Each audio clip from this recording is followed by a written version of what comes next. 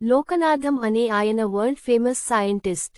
తన జీవితమంతా పరిశోధనలు చేసి మానవాళికి ఉపయోగపడే అనేక కొత్త వస్తువులను కనుగొన్నాడు. గత 2.5 సంవత్సరాలుగా అద్భుతమైన సూపర్ రాకెట్ తయారీకి కృషి చేస్తున్నాడు. ఎలాగైతేనేం అతని కృషి ఫలించి సూపర్ రాకెట్ తయారైంది. ఇప్పటి రాకెట్ల కంటే అది 1,00,000 రెట్లు వేగంతో ఆకాశంలో దూసుకుపోగలదు. లోకనాథం మనవడు రాజేష్కు తాత వద్ద చనువెక్కువ. అప్పుడప్పుడు తాతకు సహాయపడుతుంటాడు. ఆ సూపర్ రాకెట్కు మాన్సూన్ అని పేరు పెట్టారు. రాజేష్ ఓ రోజు మాన్సూన్ పైకి ఎక్కి టెస్ట్ చేద్దామని బటన్స్ నొక్కాడు. అంతే, అది అమాంతం ఆకాశంలోకి దూసుకుపోయింది.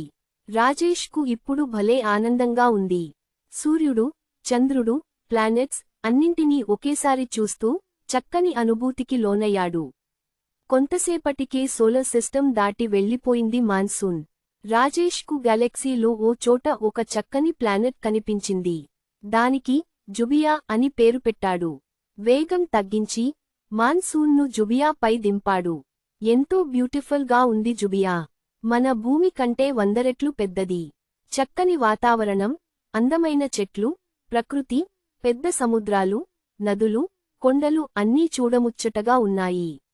రాజేష్ రాకెట్ దిగి జుబియాపై ఆనందంతో నడుస్తూ ఉన్నాడు. అతనికి కొంతసేపటికే ఒక విచిత్రమైన సిటీ కనిపించింది. దాని జనాభా సుమారు 1,00,000. పాముపుట్టల్లాగా ఉన్నాయి వాళ్ల ఇల్లు.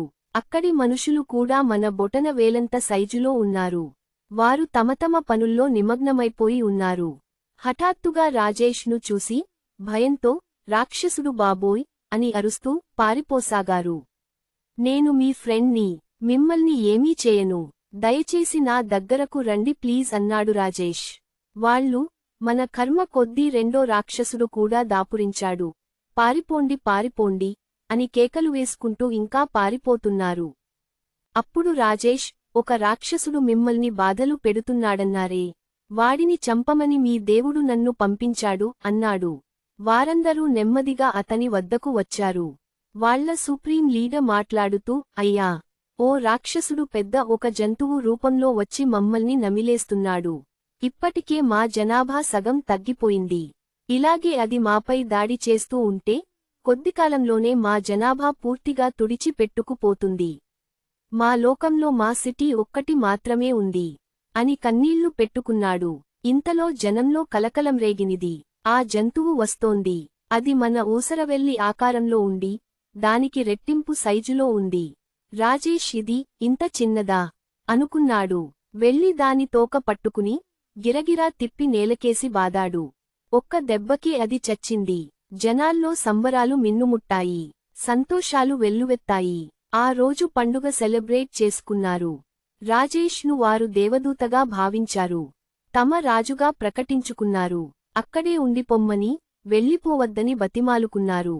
వాళ్లు రాజేష్కు తమ లోకం వింతలు, విశేషాలు చూపించారు.